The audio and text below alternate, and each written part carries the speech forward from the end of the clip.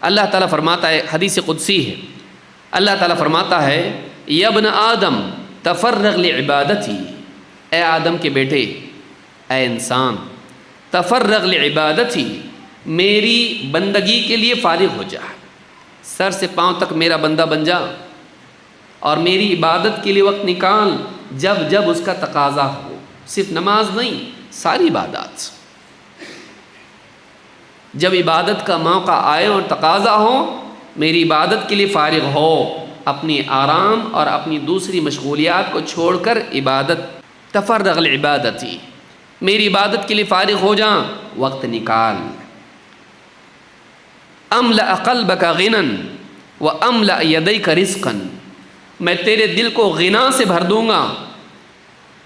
دل میں محتاجی کا احساس نہیں رہے گا،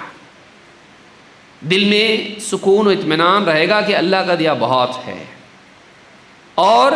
اتنا ہی نہیں، صرف دل نہیں بلکہ واملأ یدیک رزقا، تیرے دونوں ہاتھوں کو رزق سے بھر دوں گا، تیرے دونوں ہاتھوں کو رزق سے بھر دوں گا، ایک ہاتھ بھی نہیں، دونوں ہاتھوں کو رزق سے بھر دوں گا۔ یا ابن آدم لا تبعد منی،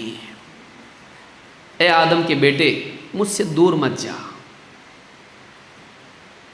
مجھ سے دور مت جا، لا تبعد منی، مجھ سے دور مت جا، فاملأ قلبک فقرا، کہ تو مجھ سے دور جائے گا تو میں تیرے دل کو محتاجی سے بھر دوں گا، ہمیشہ تجھے کمی کا احساس ہوگا، محرومی کا اور کمی کا اور محتاجی کا، فقیری کا احساس ہمیشہ تجھ کو رہے گا۔ وَأَمْلَأَ يَدَيْكَ شُغْلًا، اور تیرے دونوں ہاتھوں کو کام میں پھنسا دوں گا،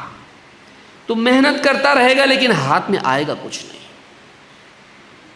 لیکن اگر تو وقت پر میری عبادت برابر اس کے لیے وقت نکالے گا، فارغ ہوگا میری عبادت کے لیے، تو میں تیرے دل کو غنا سے اور تیرے ہاتھوں کو رزق سے بھر دوں گا۔ اللہ کا وعدہ عبادت پر ہے، زندگی کا مقصد پورا نہیں کر رہا اور حاجت میں لگ گیا تو محتاج نہیں بنائے گا تو کیا بنائے گا؟ سمجھیے اس کو، مقصد چھوڑ کر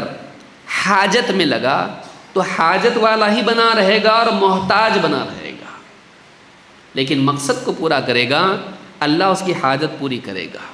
اور اس کی عزت بڑھائے گا۔ امام احمد نے اور اسی طرح سے ترمذی، ابن ماجہ اور حاکم نے اس کو روایت کیا ہے۔